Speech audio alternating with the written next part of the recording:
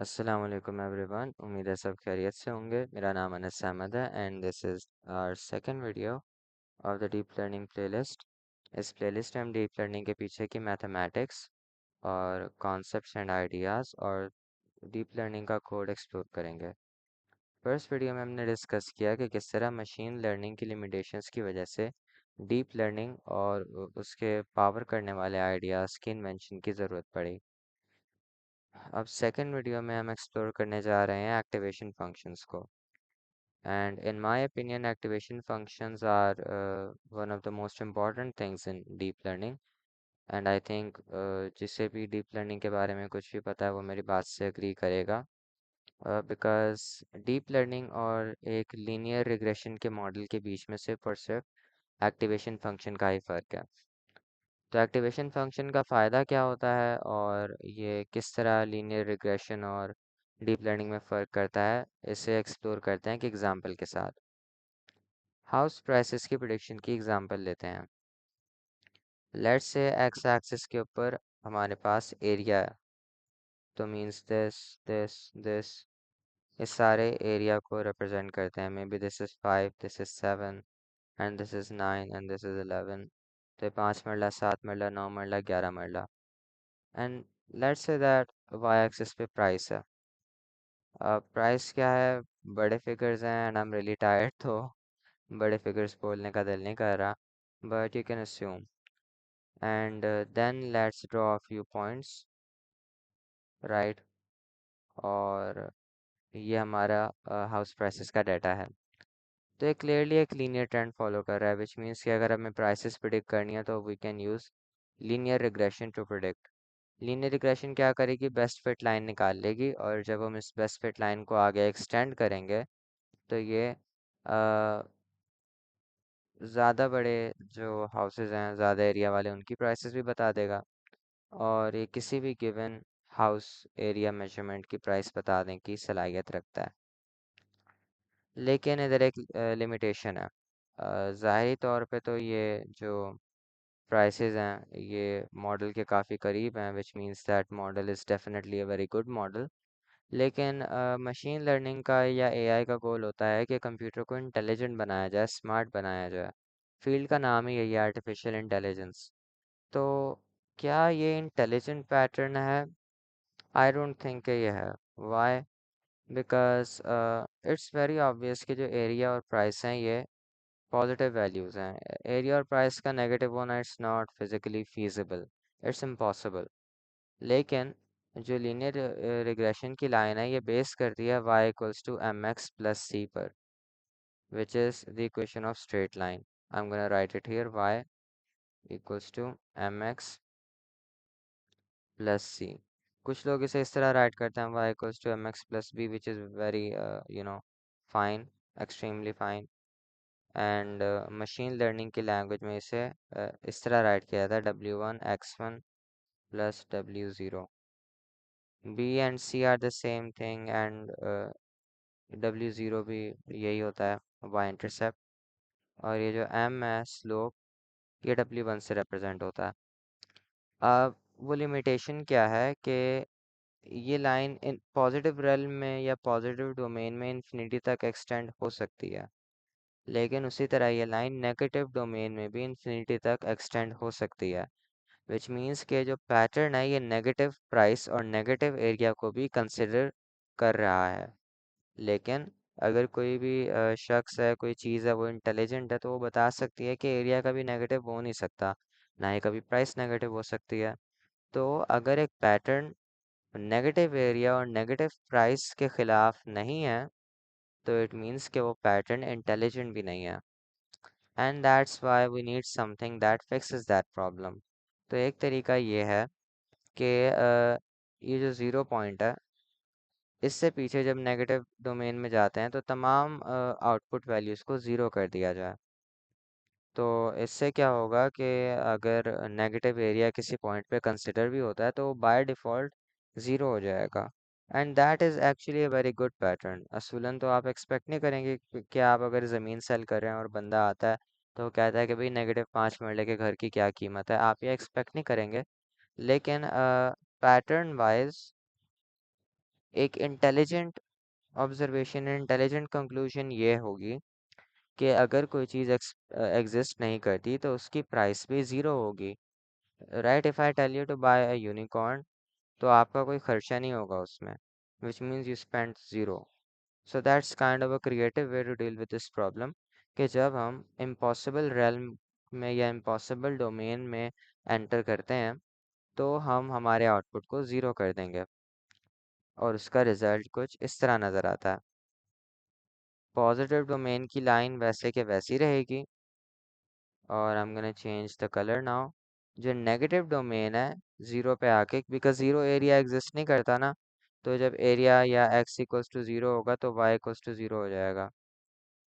Right, तो इस point पे आके जहाँ x इक्वल टू ज़ीरो है y भी इक्वल टू ज़ीरो हो गया, और इस पॉइंट से पीछे तमाम y ज़ीरो हो गए, मतलब इस पॉइंट से पीछे तमाम आउटपुट ज़ीरो हो गए। और अगर इसका रिजल्ट मैं एक्सेस के बगैर देखूं तो मुझे कुछ इस तरह का फंक्शन मिलता है। और अगर हम ओरिजिनल लीनियर रिग्रेशन की लाइन देखें तो वो इस तरह की लाइन बनती है। अब इस लाइन में और इस फंक्शन में काफ़ी फ़र्क है। ये फंक्शन कौन सा रूल फॉलो करके बना है? If x is less than और equal to zero, y equals to zero. अगर x ज़ीरो के इक्वल होता है या उससे छोटा हो जाता है तो ऑटोमेटिकली y को ज़ीरो कर दो, जो कि ये फ्लैट लाइन दिखा रही है। और अगर x ना ही ज़ीरो के इक्वल है ना ही ज़ीरो से छोटा है, तो इसका मतलब x डेफिनेटली पॉजिटिव डोमेन से बिलोंग करता है, तो हम y को y ही रहने देंगे। सही, तो this is a much more intelligent pattern than a simple linear equation या एक simple linear regression model. And ये पैटर्न एक्चुअली हमें मिलता है रेल्यू से, जो कि एक एक्टिवेशन फंक्शन है। अब क्या ये लाइन या क्या ये फंक्शन स्ट्रेट है? बिल्कुल नहीं। लाइन स्ट्रेट है? बिल्कुल। तो ये लाइन लीनियर है और ये फंक्शन ये नॉन लीनियर है। और ये जो चीज़ है ये एक्चुअली रेल्यू वाला स्टेप है। रेल्यू की एब्रिवेशन होती है rectified linear unit. R E से रेक्टिफाइड, एल से लीनियर, यू से यूनिट। ये क्या करता है? ये नेगेटिव वैल्यूज़ को रेक्टिफाई कर देता है या करेक्ट कर देता है और उन्हें ज़ीरो के इक्वल कर देता है। तो ये हमें इम्पॉसिबल से पॉसिबल में ले आता है। अब ये रेल्यू वैसे तो एक सिंपल इफ एल्स स्टेटमेंट है, लेकिन इसका इम्पैक्ट बहुत बड़ा है, और वो इस बात से ज़ाहिर होता है कि अगर आप रेल्यू को कंबाइन कर देते हैं एक सिंपल लीनियर इक्वेशन से, तो जो आपका रिजल्टिंग पैटर्न होता है वो कॉम्प्लेक्स बन जाता है। अब देखने में तो ये इतना ज़्यादा कॉम्प्लिकेटेड नहीं है, but it has actually solved a very big logical problem जो कि लीनियर रिग्रेशन में थी। और उस लॉजिकल प्रॉब्लम को सॉल्व करने के बाद हम इंटेलिजेंस के एक स्टेप करीब आ गए हैं। So very well done ReLU. अब रेल्यू ने बेसिकली क्या किया इन सिंपल वर्ड्स? इसने नॉन लिनियरिटी को इंट्रोड्यूस किया। नंबर वन, इसने फंक्शन को नॉन लिनियर बना दिया, तो इट मीन्स के फंक्शन में नॉन लिनियरिटी इंट्रोड्यूस की। नंबर टू, इसने कुछ न्यूरॉन्स को डीएक्टिवेट कर दिया। किस तरह? वो अभी मैं आपको बताता हूँ। डीएक्टिवेटेड न्यूरॉन्स या फिर इनपुट्स। नेगेटिव इनपुट्स को, ये नेगेटिव इनपुट्स की लाइन है, जब हम आउटपुट ज़ीरो से मैप कर देंगे या उनका आउटपुट ऑटोमेटिकली ज़ीरो कर देंगे तो वो उन्हें डीएक्टिवेट करने के बराबर है। अब एक न्यूरल नेटवर्क में क्या होता है? न्यूरॉन्स की लेयर्स होती हैं। This is layer one, this is layer two, this is layer three. तो लेट्स से लेयर टू में आधी वैल्यूज़ पॉजिटिव आती हैं, आधी वैल्यूज़ नेगेटिव आती हैं। तो जब ये वैल्यूज़ आगे जा रही होती हैं लेयर थ्री में, और बीच में हम रेल्यू की दीवार लगाते हैं, तो रेल्यू क्या करेगा? नेगेटिव वैल्यूज़ को ज़ीरो कर देगा, and zero is non existent. तो इसने नेगेटिव वैल्यूज़ को आगे जाने से रोक दिया या इन्हें डीएक्टिवेट कर दिया। और ये नेगेटिव वैल्यूज़ किसी ना किसी न्यूरॉन का आउटपुट हैं। तो इसने न्यूरॉन आउटपुट्स को अगली लेयर में जाने से पहले डीएक्टिवेट कर दिया। इसका फ़ायदा क्या होता है? इसका फ़ायदा ये होता है कि अब आप क्योंकि लीनियर से नॉन लीनियर डोमेन में जा रहे हैं तो आप कॉम्प्लेक्स फंक्शंस लर्न करने की सलाहियत रखते हैं।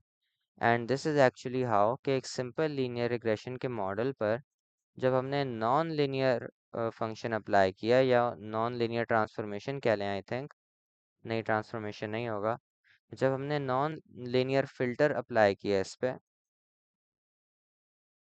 तो हमें एक न्यूरॉन मिल गया। और न्यूरॉन होता भी यही है। न्यूरॉन के टू पार्ट्स होते हैं, नंबर वन होता है जी, नंबर टू होता है वाई हैट। राइट, तो ये न्यूरॉन है। स्टेप वन में जी कैलकुलेट होगा, स्टेप टू में वाई हैट कैलकुलेट होगा।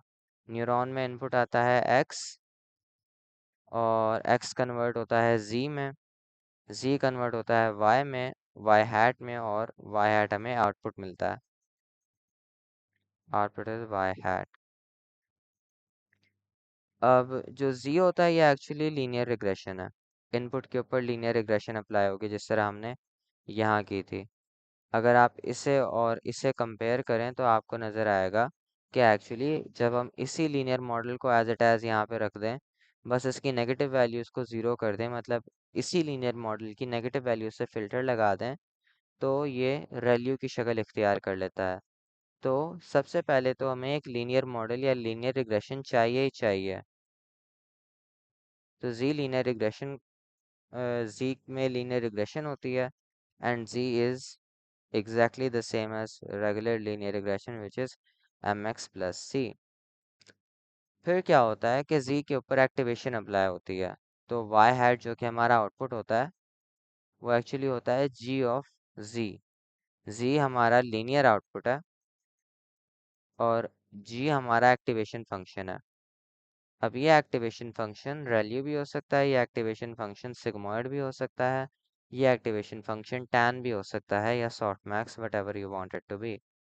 तो एक्टिवेशन फंक्शन डिफरेंट टाइप के होते हैं।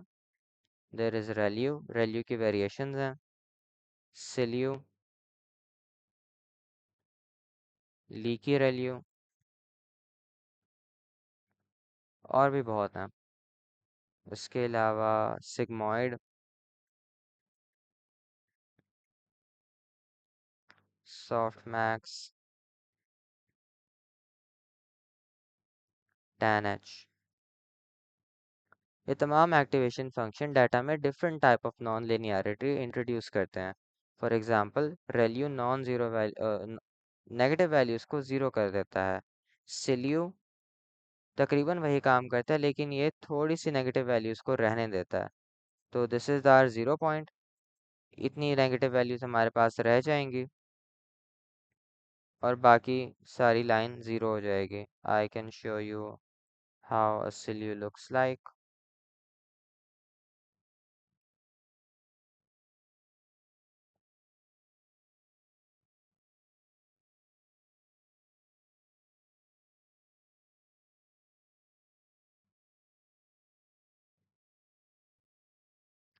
तो अगर आप इसे देखें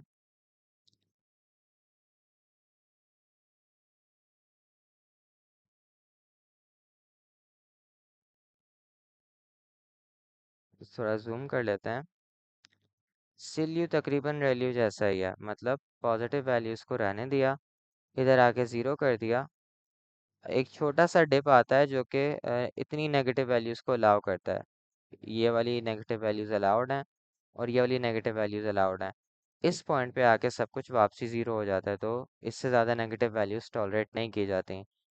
तो इसका क्या फ़ायदा है? अब रेल्यू ने हमें ये फ़ायदा दिया कि नेगेटिव डोमेन से हम बिल्कुल आउट हो गए तो हम रियल वर्ल्ड में शिफ्ट हो गए। लेकिन बाज़ औक़ात कुछ पैटर्न्स ऐसे होते हैं जिनमें नेगेटिव नंबर्स भी इन्वॉल्व होते हैं। I can not give you an example right of the top of my head but you can look them up yourselves, क्योंकि एक्टिवेशन फंक्शंस डिपेंड करते हैं आपके स्पेसिफिक यूज़ केस पे। जो आपने आउटकम जनरेट करवाना होता है और जो आपने डाटा यूज़ करना होता है, एक्टिवेशन फंक्शन की चॉइस उन पे डिपेंड करती है। फॉर एग्जांपल अगर आप इमेज डाटा से डील करते हैं तो इमेज डाटा में पिक्सेल्स होते हैं, right, because an image is a grid of pixels. Pixels में रेड, ग्रीन और ब्लू की वैल्यूज़ होती हैं, और ये वैल्यूज़ वेरी करती हैं 0 से 255 तक। रेड की भी, ग्रीन की भी, ब्लू की भी। जब डिफरेंट अमाउंट्स में रेड, ग्रीन और ब्लू मिक्स होते हैं एक पिक्सल के अंदर, तो वो डिफरेंट कलर्स देते हैं, like pink, brown, purple, whatever. लेकिन क्योंकि ये वैल्यू 0 से 255 तक की फिक्स रेंज में एग्जिस्ट करती हैं, तो हम नेगेटिव डोमेन को बिल्कुल इग्नोर करेंगे। तो अगर एक न्यूरल नेटवर्क बनाया जा रहा है जो कि इन इमेजेस से डील करेगा, तो we will very likely use ReLU as our activation function. Neural network की हर एक लेयर, भले ही वो लेयर 1 हो, लेयर 2 हो, लेयर 3 हो, अप टू लेयर n, वो तमाम एक ही काम करते हैं। वो डिफरेंट लीनियर फंक्शंस कंप्यूट करते हैं, और उन तमाम पे कोई ना कोई एक्टिवेशन फंक्शन अप्लाई करते हैं। तो अगर लेयर 1 में रेल्यू एक्टिवेशन फंक्शन है, तो और लेयर 1 में अगर लेट्स से 512 न्यूरॉन्स हैं, तो 512 न्यूरॉन्स पर रेल्यू एक्टिवेशन फंक्शन अप्लाई होगा। उसी तरह अगर सीलियो एक्टिवेशन फंक्शन है, तो 512 न्यूरॉन्स पे सीलियो एक्टिवेशन फंक्शन अप्लाई होगा। अब इमेजेस की केस में आप मोर कॉमनली रेल्यू यूज़ करेंगे। वाई? बिकॉज इमेज का डाटा 0 से 255 तक फिक्स है और नेगेटिव वैल्यूज़ को टॉलरेट नहीं करता। लीकी रेल्यू भी एक और रेल्यू की वेरिएशन है, ये भी देख लेते हैं। जिस तरह सीलियो थोड़ी सी नेगेटिव वैल्यूज़ इंट्रोड्यूस करवाता है, लीकी रेल्यू भी किसी हद तक नेगेटिव वैल्यूज़ को टॉलरेट करता है, लेकिन इन अ डिफरेंट वे। सिलियो का काम था एक फिक्स रेंज में नेगेटिव वैल्यूज़ को इंट्रोड्यूस करवाना, जबकि लीकी वैल्यू क्या करता है, ये ओवर टाइम थोड़ी बहुत नेगेटिव वैल्यूज़ को लीक होने देता है। जिस तरह अगर एक टायर में पंक्चर हो जाए और उस छोटे से सुराख में से थोड़ी थोड़ी हवा निकलती रहे, तो हम उसे लीकेज कहते हैं। उसी तरह अ, अगर आप देखें पॉजिटिव डोमेन में जो पॉजिटिव वैल्यूज़ हैं, वो तो बहुत अच्छे रेट से इंक्रीज हो रही हैं, राइट? लेकिन यहाँ पे स्लोप बहुत कम है, विच मीन्स के जो नेगेटिव वैल्यूज़ का इंट्रोडक्शन है वो एक्चुअली बहुत टाइनी है। तो जो लीकी वैल्यू है वो बहुत छोटी नेगेटिव वैल्यूज़ को इंट्रोड्यूस करवाता है, जो कि विद टाइम इंक्रीज होती रहती हैं। सो इसका क्या फ़ायदा होता है, ये एक different type of complex pattern learn करने की सलाहियत रखता है, जो कि ना ही रेल्यू कर सकता है, ना ही सिल्यू कर सकता है। And similarly there is sigmoid and there is softmax and tanh. अब ये जो हमने ऊपर फंक्शन डिस्कस किए, ये मोस्ट कॉमनली हिडन लेयर्स में यूज़ होते हैं। व्हाई? बिकॉज ये फीचर्स को अंडरस्टैंड करने में हेल्प करते हैं। आउटपुट लेयर्स में इन्हें यूज़ करना बिल्कुल वायबल है, लेकिन वो किसी स्पेसिफिक यूज़ केस में। फॉर एग्जांपल, हमें पता है कि जो सिग्मॉइड है वो क्लासिफिकेशन के लिए यूज़ होता है इन लॉजिस्टिक रिग्रेशन। तो न्यूरल नेटवर्क में भी सिग्मॉइड सिर्फ और सिर्फ आउटपुट लेयर में यूज़ होगा इन क्लासिफिकेशन नेटवर्क्स।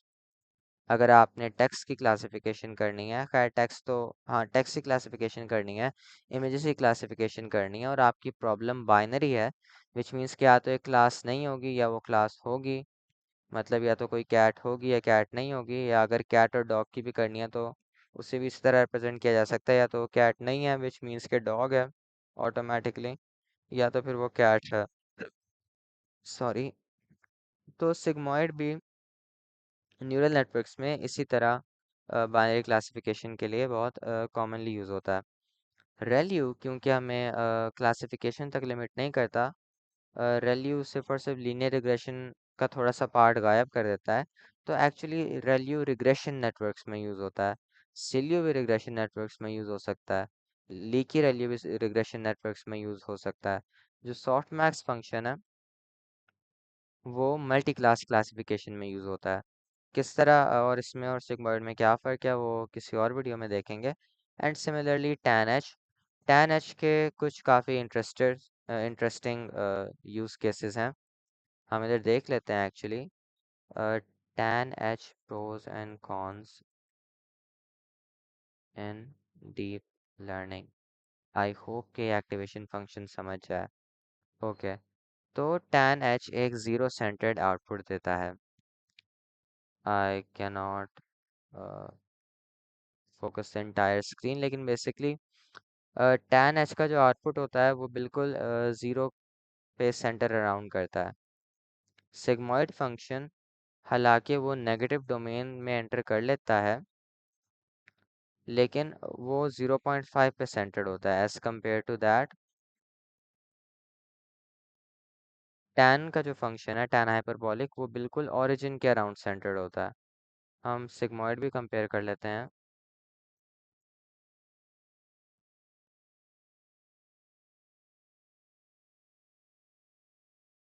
अब सिग्मॉइड का क्या काम होता है, ये वैल्यूज़ को प्रोबेबिलिटीज़ में कन्वर्ट करता है। हम प्रोबेबिलिटीज़ इसलिए कहते हैं बिकॉज ये वैल्यूज़ को 0 से 1 के बीच में स्क्वीज कर देता है। तो जो सिग्मॉइड का सेंटर पॉइंट है वो 0.5 पर है। और अगर देखा जाए तो इसका ग्रेडियंट स्मूथ है, मतलब जो इसका स्लोप है, but it's not that steep. And surprisingly tanh का भी इतना नहीं है। हाउएवर अगर इसे ज़्यादा क्लोजली इंस्पेक्ट किया जाए तो एक्चुअली ये -1 से लेकर +1 तक है, जबकि सिग्मॉइड 0 से 1 तक है। तो ये जो एक्स्ट्रा रेंज है ये एक्चुअली इस ग्रेडियंट को ज़्यादा स्टीप बना देती है एज कम्पेयर टू सिग्मॉइड। अब इसका फ़ायदा ट्रेनिंग में होता है, किस तरह वो बाद में देखेंगे। बट जो ज़ीरो सेंटर्ड आउटपुट है और जो इसकी स्टीपनेस है ये ट्रेनिंग में फ़ायदा देते हैं। So that was a brief overview of all the activation functions. इनके फार्मूलाज और इनके पीछे के आइडियाज़ हम अगले किसी वीडियो में डिस्कस करेंगे। आई होप कि क्लियर हो किस तरह एक सिंपल लीनियर मॉडल को यूज़ करके if we combine it with some sort of activation function we get a neural network. ये बात समझ आ गई होगी। And how important activation functions are for neural networks ये बात भी समझ आ गई होगी। So, inshallah, we'll discuss much more complex topics in the next videos. Please, अगर कोई review है तो last में leave करें and I'll see you in the next video. Thank you.